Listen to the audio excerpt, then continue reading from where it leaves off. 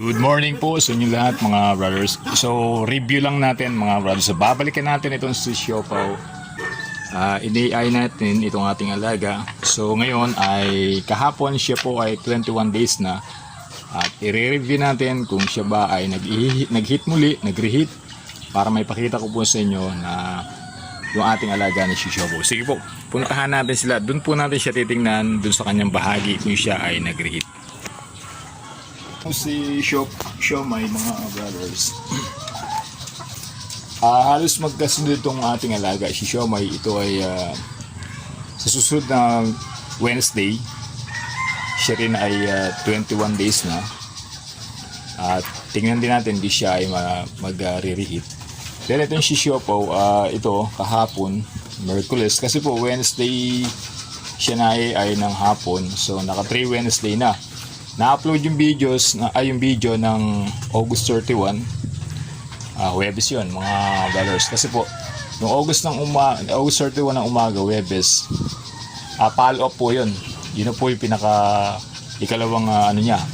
Kasi po dalawa po yung ano niya yung semen na binibigay.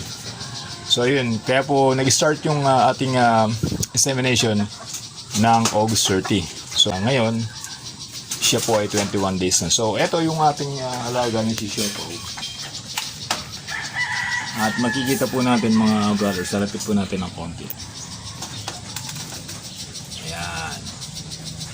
Wala pong reheat na nangyari sa ating alaga. So, successful yung ating ginawang insemination sa kanya.